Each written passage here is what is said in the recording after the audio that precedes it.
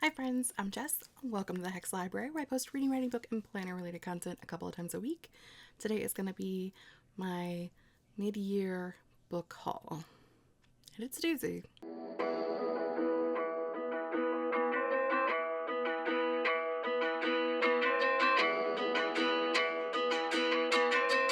I believe my last book haul was in April, and I basically was like, I confess, I have a book hauling addiction, and it's only been 2 months, technically, because this is the beginning of July. I have 3 giant stacks of books next to me. If you can't tell, this is most of what we read and hauled in April. It's still here because I haven't put anything on my shelves yet because I have so much more to do. And I was like, I can't fathom doing this twice. So I need to get these books onto the shelves as well. It's going to be a fun time. If you've been following along, I've been doing a balancing the books where I'm trying to keep my physical unread TBR shelf under 60 books for the year. I ended April at 40 books, I think, and we're going to see how that goes with the books that I bought, with a couple of caveats. If you haven't been following along, I am only counting the first book in a series as being one on the list. So technically it's 60 books that I can next read. I feel like that's a fair number. If you don't like that, that's okay. But I have multiple series that I have 15 or more books of. And so it feels weird to like take up my entire 60 with like 3 series of books. So the first thing we're going to haul is going to be a lot of books, but it's only going to count as one book. And we love that. This year, I have been participating and helping host the Mass Effect Readalong that was created by Bethany at Beautifully Bookish Bethany. The link for Bethany's announcement video for us reading the entire Sarah J. Maas universe is linked down below in all of my videos, so that is there if you would like to go and check that out. So far, we have read up to Heir of Fire in the Throne of Glass series, and next month we will be reading A Court of Thorns and Roses. This is my first time reading pretty much all of these books other than Throne of Glass and Crown of Midnight. I had previously decided to not read the series, and that was like in 2018, so any of Sarah's books that I had, I unhauled at that time, and now I'm having a fantastic time reading these books along with my friends. So I decided to repurchase the at least the Throne of Glass series so far. I'm going to wait until I read the first book of A Court of Thorns and Roses to see if I like it before I start buying those. Because of that, I now have a stack of books. Throne of Glass, Crown of Midnight, Assassin's Blade, Heir of Fire, Queen of Shadows, Empire of Storms, Tower of Dawn, and the weapon that is Kingdom of Ash. Based off of the rules that we've just discussed, I have 8 books here. I have, however, read 4 of them. However, this stack counts as one book on the TBR because I can only ever read the next book. Well, we will be doing a tandem read of Tower of Dawn and Empire of Storms, but that's outside of the point. Anywho. But yes, I'm only going to be ever able to read one of these. So until I read all 8 of these count as one book on my physical unread TBR. And it's going to be a minute. Also, last month, I read Some Girls Bite by Chloe Neal, which is the first book in the Chicagoland Vampires series. And I was like, I like this. I want to have this. Must have more. And so I went on to Pango and I found somebody who was selling their first 7 books in the series, and I picked up those. These will probably not be in order, but we have Some Girls Bite, Friday Night Bites, Twice Bitten in a mass market paperback, when the rest of them are trade paperback, but it's fine because I may not like this series. Hard Bitten, Drink Deep, Biting Cold, and House Rules.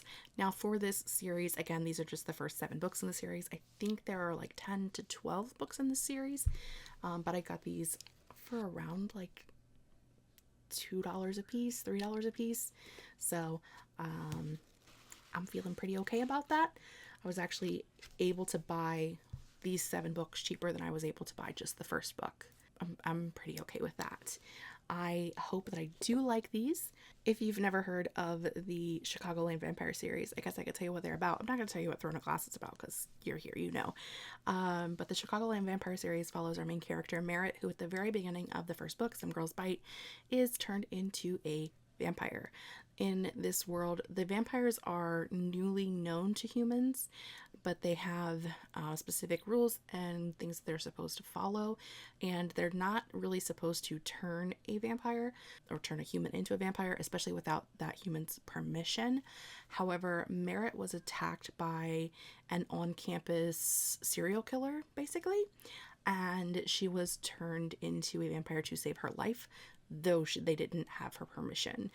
So it's kind of like she has a lot of anger about being turned against her permission because she didn't have a choice to become a vampire, but also has to deal with the fact that had she not been turned into a vampire, she would be dead.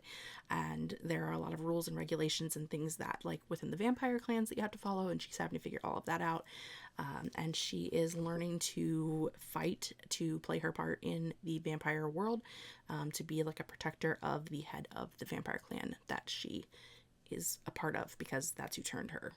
Whatever clan the person's from that turns you, you become part of their clan. Something like that. It was a good book. I gave it like 3.5 stars and had a good time. So here we are. Again, those 7 books count as one book. And one of them I've already read. So great job, me. This next stack is kind of a weird one. We're going to start off with Slayers, Volume 1 of the Collector's Edition. These are the light novels that the TV show was based off of. I loved the Slayers TV series when I was younger. I think it came out in the early 90s, and there was Slayers Next, Slayers Try. Loved them. And I never really looked into whether it was based off of light novels or manga, or if it was like an original anime. I don't know. I never looked into that. I just, was very young and was obsessed with the shows. And I watched them again probably when I was in my 20s, maybe, which would have been, again, 10 to 15 years ago. It's been a minute. And I just the other day had like a random moment where I was like, I really want to look those up and see what they are. And I found that J Novel Club had these collector's editions. I think they have the first 3 volumes are out now, but they have like a pre-order up for the next volume. So I'm going to read this, see if I like it. And if I do, I'm going to keep ordering these because I have an obsession with himbos, apparently. I also was talked into Leviath Wakes by James S.A. Corey. I bought this at Ollie's for $2.99. It's a steal. I mean, honestly, it cost more than $2.99 in paper to print this thing. Margaret and Brittany were reading this book for the Amazing Readathon, and they were both saying very good things about it. Plus, I know that Margaret has already read them and likes the series. And I was just happened to be shopping and seen it for $3 and was like, why not? So we have this. I don't know what the series is about. I know it's sci-fi. I know that it's written by 2 authors.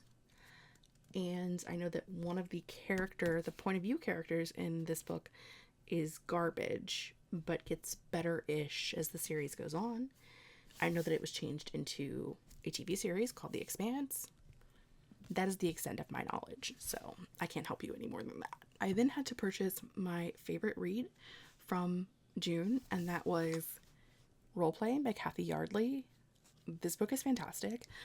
If you have not heard me talk about this ad nauseum, this book follows our 2 main characters who are in their late 40s, early 50s. They are both single. They both like role-playing games on the internet.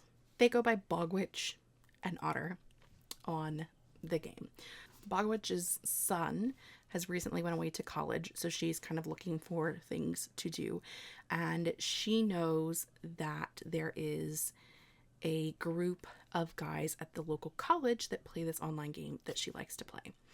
And Otter, his mom gives him the email of Bogwitch and basically is like, this lady I'm friends with church, wants to play this game. So he thinks that she's like an octogenarian because his mother's an octogenarian, and obviously his mother's friend from church is going to be 80. Whereas Bogwitch knows that all of these guys are from college, so she assumes that he's in his 20s. And they do not meet face to face and realize that they are the same age until about halfway through the book. It was so good. This is like a fantastic romance. Honestly, I don't think I've read anything with characters this old in a romance. Now, that's not to say that they don't exist, because I'm sure that they do. I just haven't picked one up yet. But this one was put in the forefront of my brain, and my friends were like, read this. And we did kind of an accidental group read of it, buddy read of it for Team Romance for like the second leg of the Amazing Readathon. And I loved this book. It was so good. It was like, it is spicy, but like just the right amount of spicy. Like if you're not like a super spicy girly, this one is good, but not like over the top. And just the relationship between Otter and Bogwitch, so good, because they are just like the best characters ever. I had the best time reading this book. It was so much fun. We'll now go through a stack of books that I got at my local indie that are all very small. First we have The Outsiders by S.E. Hinton. I probably don't need to tell you what this is about, but I will, because I loved it. This was my local indie bookstore's book club read for the month of June. That sounds right. And this follows a group of boys in Oklahoma during the 50s, 60s. The world may never know. This follows a group of boys in that time period, where they're in basically a gang known as the Greasers. They get into some trouble with the more rich side of town guys known as the Socias, and our main character Ponyboy and his friend Johnny have to go on the run, and things happen. And this is a great book about the view of societal differences between people who are considered less than and those who are considered more than. And I wept. This is probably my favorite classic that I've ever read. Cannot recommend it more highly for every single solitary person on the planet.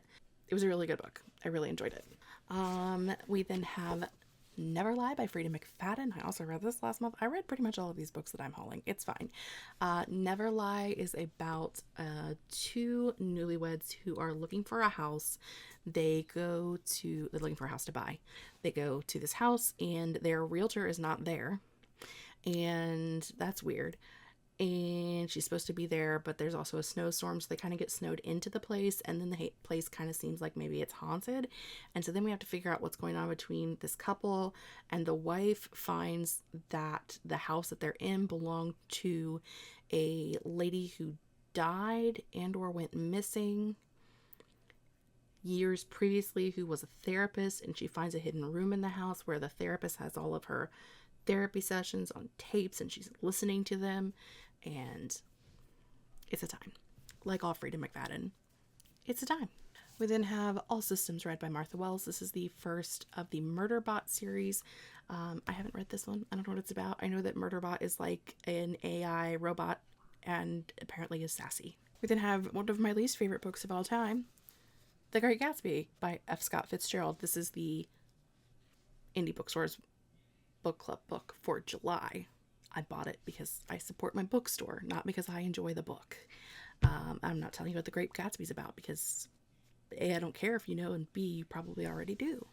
Because I'm a glutton for punishment, I picked up Middle of the Night by Riley Sager. This is the newest book by Riley. It is the first book that he's written with a male protagonist. Do I love all of his books? Kind of. I think the lowest I've given anything is like a 2.75, which is really not that bad. But some of his books I like better than others, but the last 3 or 4 have been really good. I even really liked Survive the Night. I know that is I know that that's saying something, but I actually still liked Survive the Night. So, I'm living on a world of who knows what. I don't know what this one's about. I just legitimately just know that it's his first male protagonist, and it probably takes place in the middle of the night. That's all I've got going for me here. So next I have The Haunting of Velwood by Gwendolyn Christ. This is a book that I picked up for me to buddy read with Julie and Amber while I'm visiting them in Pennsylvania next week. I was going to say next month, but it's this month. In fact, it's like 6 days from now. We wanted something short that we could buddy read while we were together. I'm going to read the synopsis of this to you because I don't think I can explain it in a way that makes any sense. The Velwood vicinity is the topic of occult theorists, tabloid one-hour documentaries, and even some pseudo-scientific investigations, as the block of homes disappeared behind a near impenetrable veil that only 3 survivors could enter, and only one has in the past 20 years, until now. Dun dun dun. Talitha Velwood has avoided anything to do with the tragedy that took her mother and 8-year-old sister, drifting since then from one job to another, never settling anywhere or with anyone, feeling as trapped by her past as if she was still in the small town she so desperately wanted to escape. When a new researcher tracks her down and offers to pay her to go back to enter the vicinity, that was very articulated, Talitha claims she's just doing it for the money. Despite all the crackpot theories over the years, no one has discovered what happened the night Talitha and her estranged former best friends, Brett and Grace, escaped their homes 20 years ago. Will she finally get the answers, or is this just another dead end? I don't know about the names, because it's 3 young women, and their names are Talitha. Or Talitha, if it's Tabitha with an L instead of a B. You tell me, we'll both know. Brett and Grace. It is like 220-ish pages, so it sounded very interesting. I know that I had looked to see, I looked on Goodreads, and there were a few people that I know that have good spooky recommendations that have read this and liked it, so that was the one we picked for that. I'm gonna put this over here, or I will forget to take it with me, and then I will hate myself. Let's go into pretty books. First, from Illumicrate, we have Sunbringer by Hannah Kaner. This is, again, the Illumicrate edition. They're gorgeous. They're pretty. I have the God Killer Illumicrate edition as well. So naturally, I had to have the Sunbringer Illumicrate edition. You must have. The first book, which is right here. I mean, come on. But God Killer follows 4 main characters: Kissin, Elagast, Skedi, and Inara. And Inara and Skedi are bound to one another. Skedi is a god, Inara is a girl. Kissin is a god killer, and Elagast is a former warrior.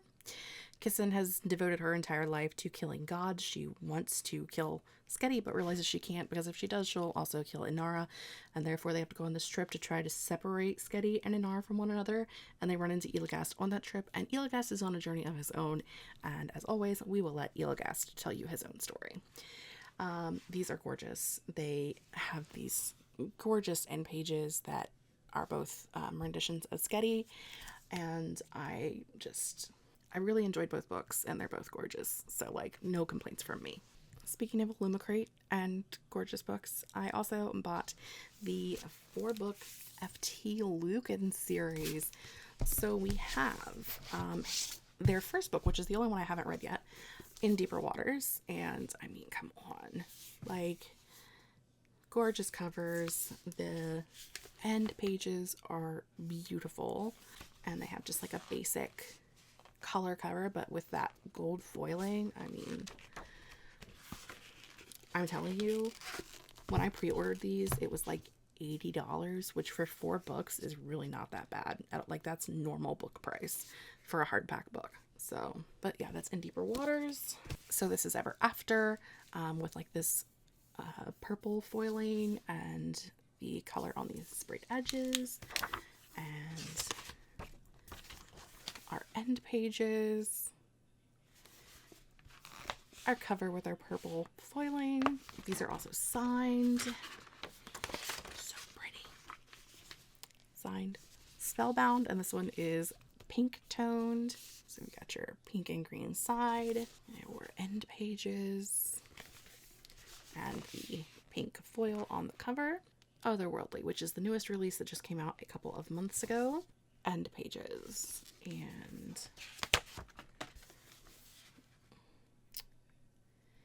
it is really faint, but it is a silver foiling. It's kind of hard to tell if it's like a silver or light blue, but it is a silver. And you may be asking yourself, Jessica, didn't you already own all 4 of those books? And the answer to that is yes. Yes, I did already own all 4 of these books. However, these editions were gorgeous. And so I sent my 4 copies with my cousin Ashley to read and then to donate to the local library. She works at the library, so anything that I send to her that she doesn't want, she sends to the library. But we did discuss that because these are newer, in good condition, and queer rep books, that those would make sure that they made it to the library so that the library could have those in rotation. And the last book of the month was a gift that I got from my birthday from Brittany at Rescues and Reads, and I will link her down below for you. And you may have seen me haul last time we were here this book of practical witchcraft, and Brittany got me the matching book for tarot, the book of tarot, a spiritual key to understanding the cards. So I have another one to add to my collection. I'm very excited and very appreciative, Brittany. Thank you very much. But yes, I mean, gorgeous, and they're going to be gorgeous next to each other on the shelves. And these do not count towards my reading goal, my TBR, because these are reference books. I know I cheat, and you'll be fine with it. That means we are adding a total of, I think it's 12 books. Honestly, I couldn't tell you if my life depended upon it. Here's the thing. I know what I read in May. I know what I read in June. I know that with what I hauled in May and June, because I write these things down, I know that my count went up by 14 books. 13 books. I can count. 9 and 4 is 13. Yes, good job. So it went up by 13. And I, however, only read 7 books that come off of my physical TBR. So at the end of June, we're at 46 books, which is the highest number I've had so far this year, but also still below 60. So no complaints from me. I am going to have to figure out, like, I keep saying I'm going to have to figure out how we're doing this. I mean, if I don't keep up every month, then there's no way to do this. It's fine. We're just here for a good time. Anywho, that is balancing the books for the months of May and June. I hauled some really great books. I'm really excited to read some of them. I'm really excited to get some of them on my shelves because I've already read them. I need to get to that first F.T. Lukens book so that I can have the entire series together on the shelves. I mean, just look, like, stacks of books. Books everywhere. Books, you know, just stacks that need to be put away.